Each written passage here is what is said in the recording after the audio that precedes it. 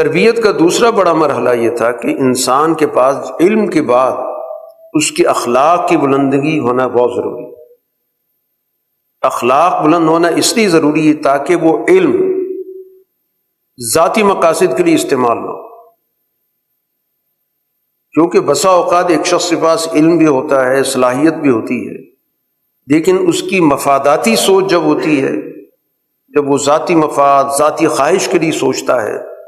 تو یہ علم بجائے فائدہ دینے کے سوسائٹی میں سب سے زیادہ نقصان پہنچاتا ہے۔ جیسے آپ اپنے موجود ماحول کے اندر دیکھتے ہیں کہ جو سوسائٹی کا پڑھا لکھا طبقہ سمجھا جاتا ہے، چونکہ اس کی ایک ذاتی انا، ذاتی خواہش، ذاتی مفاد ہوتا ہے، اس لیے معاشرے کو سب سے زیادہ وہ نقصان پہنچاتا ہے۔ آج جو آپ کی سوسائٹی میں زوال ہے، تو اس کی دیگر وجوہات کے علاوہ ایک بڑی وجہ یہ ہے کہ اس پر حکومت کرنے والے جو طبقہ ہے وہ پڑھا لکھا طبقہ ہے، اس کے پاس ڈگریاں ہیں، بڑے بڑے مشہور قسم کی تعلیمی اداروں سے وہ علم حاصل کرتا ہے۔ ملک کے اندر بڑے بڑے ادارے وجود میں آئے ہوئے ہیں جہاں پر ایلیٹ کلاس، بڑی کلاس تعلیم حاصل کرتی ہے، پھر مزید تعلیم کے لیے وہ یورپ، امریکہ جاتے ہیں، بڑی ڈگریاں ہوتی ہیں ان کے پاس، ان کے پاس بڑا علم سمجھا جاتا ہے۔ پھر اس کے بعد آپ کے مقابلے کے امتحانات ہوتے ہیں، پھر اس کے ذریعے یہ نمایاں کیا جاتا ہے کہ یہ آدمی سب سے زیادہ پڑھا لکھا ہے، سب سے زیادہ سمجھدار ہے، ذہین ہے، وغیرہ وغیرہ۔ تو سب سے زیادہ ملک کو نقصان یہی طبقہ پہنچاتا ہے، وہی پہنچا رہا ہے کہ آپ کے ملک کا جو زوال ہے وہ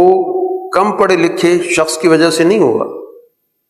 یا دیہات میں بیٹھے شخص کی وجہ سے نہیں ہوگا، وہ سوسائٹی کے اندر اسی طبقے کی وجہ سے ہوگا جو اپنے آپ کو سب سے زیادہ ایجوکیٹڈ کہتے ہیں،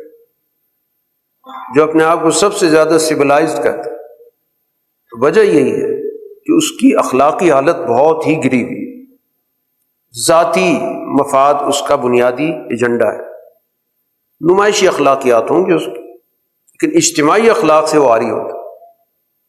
تو اس وجہ سے قیادت کی تربیت میں یہ بڑا اہم مرحلہ ہے جس کو یہاں پہ قرآن نے ذکر کیا، وہ ہے اخلاق کی بلندی۔ اور اخلاق کی بلندی کا مطلب کیا ہے کہ اپنی خواہشات پر اس کا پوری طرح کنٹرول قائم ہو جائے، کوئی بھی اس کی خواہش اس کو راستے سے ہٹائیں۔ اس انسان کے اندر اللہ تعالیٰ نے جو بہیمی یا حیوانی کچھ صلاحیتیں رکھی ہیں، اور جو اس دنیا کے کردار کے حوالے سے ان کی ضرورت اور اہمیت بھی ہے، لیکن بشرطے کہ اس پر عقل اور شعور غالب ہو۔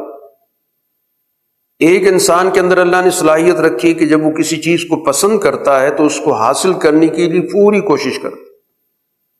یہ انسان کے اندر ایک اللہ نے صفت رکھی، چیزوں کی جو چاہت ہے، جس کو کسی چیز کا تقاضا کہتے ہیں، وہ غالب آ جاتا ہے، اس پہ ایک شہوت غالب آ جاتی ہے کسی چیز کو حاصل کرنے کی۔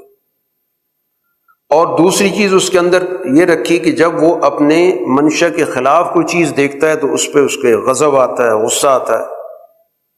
یہ دو چیزیں اس کے اندر پائی جاتی ہیں۔ اب اگر یہ دونوں چیزیں عقل اور شعور کے تابع ہو جائیں اور اعلیٰ اخلاق اس پہ حکومت کریں تو پھر انسان ان دونوں صلاحیتوں سے بڑے سے بڑا کام لیتا ہے کہ وہ چیزوں کی جو طلب ہے ان چیزوں میں استعمال کرتا ہے جس سے پوری سوسائٹی کا فائدہ ہوتا ہے، اور اسی طرح اس کے اندر جو غضب کی کیفیت ہے وہ جو انسانیت کے دشمن ہیں ان کے خلاف استعمال کرتا ہے، وہ اپنی ذات سے بالا تر ہو جاتا ہے۔